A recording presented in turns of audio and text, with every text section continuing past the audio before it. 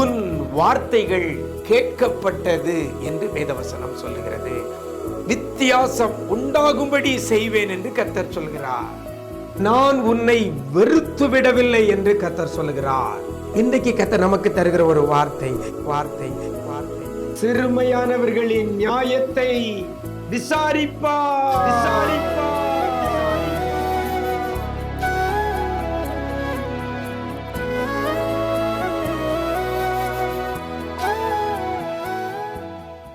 கிறிஸ்துவில் பிரியமானவர்களே, ஆண்டவரும் இரட்சகருமாகிய இயேசு கிறிஸ்துவின் ஈடு இணையற்ற நாமத்தில் உங்களுக்கு அன்பின் வாழ்த்துக்கள். நல்லா இருக்கிறீங்களா? எல்லாரும் ஆண்டவர் கிருபையில் நலமுடன் இருப்பீர்கள் என்று கர்த்தருக்குள் நம்புகிறேன். விசேஷித்த வார்த்தை என்ற நிகழ்ச்சி மூலமாக உங்களை சந்திப்பதில் ரொம்ப சந்தோஷம். ஒவ்வொரு நாளும் வேதத்தில் உள்ள ஒரு வசனத்தை உங்களோடு கூட பகிர்ந்து கொண்டு அந்த வார்த்தையை பிடித்து நீங்களும் ஜெபிக்கிற வேளையில் கர்த்தர் அந்த வேத வசனத்தின்படியே நிறைவான ஆசீர்வாதத்தை உங்களுக்கு தருகிறது நினைத்து மனதார ஆண்டவரை துதிக்கிறேன். இன்றைக்கும் வேதத்தில் ஒரு வசனத்தை உங்கள் முன்னால் வைக்கிறேன்.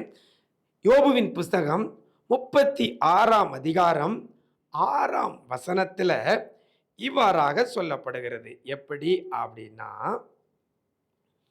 சிறுமையானவர்களின் நியாயத்தை விசாரிக்கிறார் என்று வேதவசனம் சொல்லுகிறது. சிறுமையானவர்களின் நியாயத்தை விசாரிக்கிறார்.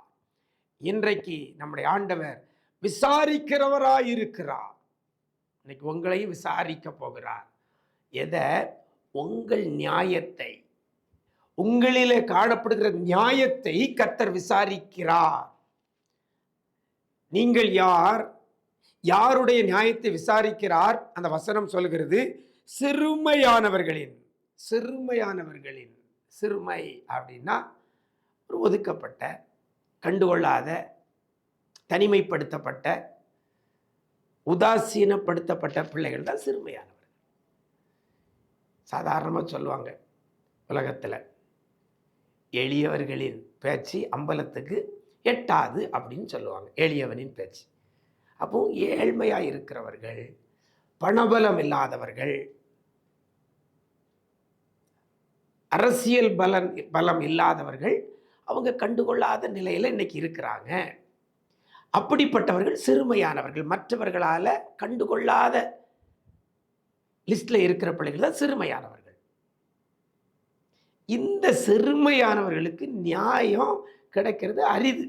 ஆனால் நம்முடைய ஆண்டவர் எப்படிப்பட்டவர்? வசனம் சொல்லுகிறது, சிறுமையானவர்களின் நியாயத்தை விசாரிக்கிறார் என்று சொல்லப்படுகிறது. எனக்கு அருமையான தேவஜனமே, உங்ககிட்ட நியாயம் இருக்கிறது, அது இன்னைக்கு புரட்டப்படுகிறதா? உங்களுக்குள்ள நியாயமானவைகள் புரட்டப்படுகிறதா? உங்களுக்கு நியாயமாய் வர வேண்டியவைகள் உங்களுக்கு வராதபடி தடுக்கப்படுகிறதா? நாளில் கூட இப்படிப்பட்ட சிறுமைப்பட்டவர்களின் நியாயம் கண்டுகொள்ளாதப்பட்ட சூழ்நிலையில என் ஆண்டவர் அந்த நியாயத்தை விசாரிக்கிறார் என்று சொல்லப்பட்டிருக்கிறது. எனக்கு அருமையான தேவஜனமே, உலகம் சிறுமையானவர்களின் நியாயத்தை விசாரிக்காமல் போகலாம். ஆனால் என் ஆண்டவர் சிறுமையானவர்களின் நியாயத்தை அவர் விசாரிக்கிறவராய் இருக்கிறார். பாருங்க, வேதத்தில் நம்ம பார்க்கிறோம், ஆபிரகாம் காரியத்தில் ஆகார் என்பவள், சாராள் தான் ஆபிரகாமுக்கு ஆகாரம் கொடுத்தாள். ஆனால் அவள் பின்பு கடினமாய் நடத்தப்படுகிறாள். அதனால் அவள் வீட்டை விட்டு ஓடி வந்துருதான் முதல் முறை. அதுக்கப்புறம் பிள்ளை பிறந்த பிறகும் ஒரு முறை ஓடி துரத்தப்படுகிறாள். முதல்ல அவளா ஓடிட்டாள், ரெண்டாவது துரத்தப்பட்டாள். இந்த ரெண்டு சூழ்நிலையிலையும் ஆகார் வனாந்தரத்தில் இருக்கும் பொழுது அங்க யாருமே அவளை கண்டுகொள்ளல.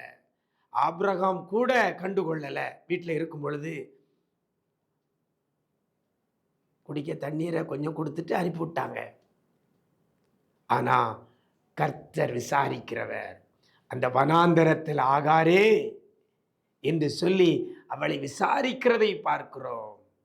எங்கிருந்து வருகிறார், ஏன் அப்படி சொல்லி விசாரிக்கிறார். விசாரிச்சுட்டு அவருக்கு ஆலோசனை சொல்லி நீ போ அடங்கி இரு அப்படின்னு சொல்றார். எனக்கு அருமையான தேவஜனமே, சிறுமையானவர்களின் நியாயத்தை விசாரிக்கிறவர் நம்முடைய ஆண்டவர். நீங்களும் இதே போல சிறுமைப்படுத்தப்பட்ட சூழ்நிலையில் இருக்கலாம். கர்த்தர் உங்களை விசாரிக்க இருக்கிறார். கவலைப்படாதங்கம்மா. உங்ககிட்ட இருக்கக்கூடிய நியாயத்தை விசாரிக்க கர்த்தர் இருக்கிறார். உங்ககிட்ட இருக்கிற நியாயத்தை விசாரித்து ஒரு தீர்ப்பு வழங்க, உங்களுக்கு நன்மை செய்ய ஆண்டவர் இருக்கிறார். இந்த நம்பிக்கையோடு கூட நீங்க கடந்து செல்ல போறீங்க.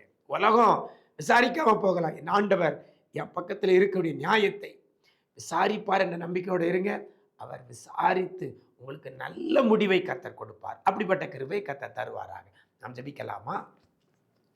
எங்களை நேசிக்கிற நல்ல தகப்பனே, ஆசீர்வதிக்கப்பட்ட நல்ல நாளுக்காக உம்முடைய சமூகத்தில் வருகிறோம். சிறுமைப்பட்டவர்களின் நியாயத்தை விசாரிப்பார் என்று சொன்ன வேத வசனத்தின்படி என் நியாயத்தை விசாரிக்கிறதுக்கு இல்லையே, யாரும் இல்லையே. என் பக்கத்தில் இருக்கிற நீதியை கண்டுகொள்ளாதபடி இருக்கிறாங்களே, என்னுடைய நீதி நியாயங்கள் புரட்டப்படுகிறதேன்னு சொல்லி கண்ணீரோடு நிற்கிற பிள்ளைகளை உடைய கரத்தில் கொடுக்கிறோம். தேவனாகிய கர்த்தர் பிள்ளைகளுக்கு நன்மையை என் ஆண்டவர் நீங்க செய்யும்படியாய் ஜெபிக்கிறோம். நீங்க விசாரித்து பிள்ளைகளுக்கு நீதி செய்வீராக. நேர்மையாய் நியாயமாய் பிள்ளைகளுக்கு வர வேண்டியவைகள் வந்து சேரட்டும்.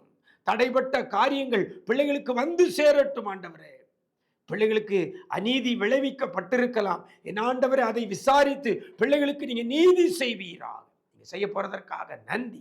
அநேக பிள்ளைகளுடைய நியாயத்தை இன்றைக்கு என் ஆண்டவர் விசாரித்து பிள்ளைகளை நீர் ஆசீர்வதிக்க போறதற்காக நன்றி செலுத்துகிறோம். கிருபைகள் பெருகட்டும். மீட்பர் இயேசுவின் மூலம் ஜெபிக்கிறோம் நல்ல பிதாவே. ஆமென், ஆமென். பிரியமானவர்களே, நீதி புரட்டப்படுகிறதுன்னு சொல்லி கவலைப்படாதங்க. ஒரு நம்பிக்கையோட கூட இருங்க. சிறுமைப்பட்டவர்களின் நியாயத்தை விசாரிப்பார் என்ற வேதவசனத்தின்படி உங்க வாழ்க்கையிலையும் உங்களுக்கு விளைவிக்கப்பட்ட அநீதியை கர்த்தர் இன்னைக்கு விசாரித்து உங்களுக்கு நீதி செய்வார். God bless you.